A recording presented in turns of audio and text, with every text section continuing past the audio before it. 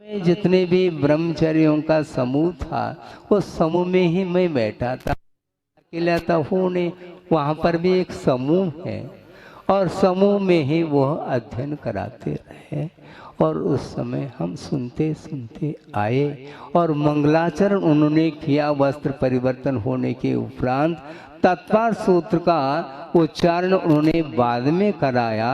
यंद सदवंदियानम तिहुवन hit मधुर विशद वक्कानम अंतातीत गुणानम नमो जिनानम जद भवानम, इस प्रकार उन्होंने उच्चारण किया। और एक बार उच्चारण उन्होंने किया, हमसे उच्चारण बन नहीं रहा। इस प्रकार बार बार मेरे विचार से 8-10 बार उन्होंने रिपीट किया हो और बीच में उन्होंने कहा ठीक से उच्चारण करो, तो अब ठीक से उच्चारण करो।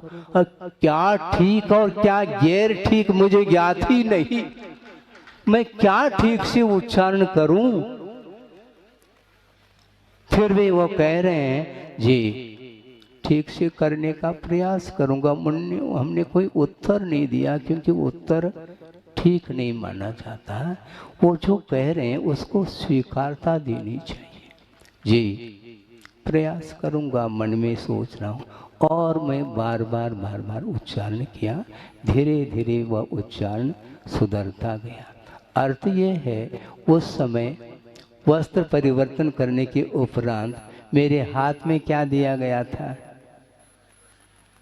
एक छुल्लक जी थे और उन्होंने एक पतली सी किताब, कौन सी, नहीं अभी सिद्धांत की बात मत करो, हाँ उसमें नहीं 24 ठाना भी नहीं, ना 34 ठाना, कोई ठाना आना न कुछ भी नहीं, हम जानते नहीं ठाना क्या है।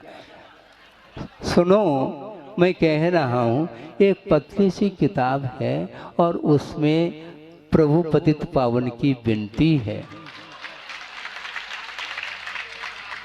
और शायद उसमें 12 भावना भी जो भोदर दास कृत शायद वो है, राजा राणा छत्रपति, शायद उसमें इस प्रकार के कुछ विषय उस पतली सी किताब में देखने को मिली थी और उसको मुझे दिया गया। क्यों दिया गया, कारण इसमें क्या है, कारण ये है, समय ज़्यादा न हो, वैसे 9:35 हो रहे हैं, बहुत संक्षेप कर रहा हूँ कि इसलिए दिया गया कि अभी तुम्हें भाषा का कोई ज्ञान नहीं है।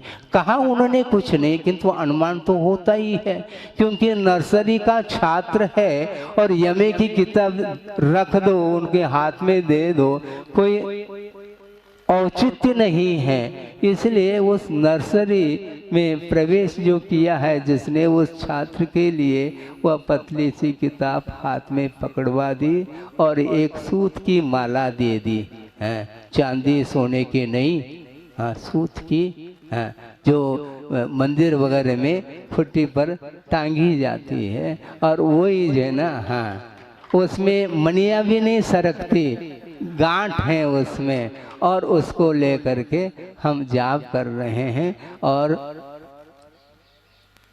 वह पतली सी किताब, क्योंकि प्रभु पतित पावन कौन, प्रभु पतित नहीं, प्रभु पतित को पावन करने वाले हैं। मैं अपावन, प्रभु बोलो तो, हाँ प्रभु पतित पावन मैं अपावन, चरण आयो शरण जी, यो विरद आप निहार स्वामी मेट जामन मरण जी। हाँ ये पुनः वह पंक्ति आज आपके सामने रखी है। अर्थ ये है कि मैं नर्सरी का छात्र था और उस समय अंगूठा छाप है, लेकिन ये ध्यान रखो अंगूठा छाप तो है किंतु कहाँ पर छापना यह भी बुद्धि का विषय नहीं बन रहा था। और आज यहाँ तक गुरुदेव ले आए हैं। आगे मैं ज़्यादा कुछ नहीं कहना चाहता, समय आपका हो रहा है कि वस्तुतः संसारी प्राणी संसार में जब तक रहेगा तब तक अपने आप को पतित का अनुभव करता है, और पावन बनने के लिए ही हमें कटिबद्ध होना है, पुरुषार्थ करना है। सही दिशा की ओर पुरुषार्थ जब तक हम नहीं करेंगे, जब तक पुरुषार्थ में समीचीनता नहीं आएगी, तब तक हमारा कल्याण संभव नहीं है। आत्म कल्याण करने के लिए एकमात्र परमार्थ भूत देव शास्त्र और गुरु का आलम्बन लेकर के भव समुद्र से हम पार हो सकते हैं, और हो इस पवित्र भावना के साथ। अहिंसा परमो धर्म की जय।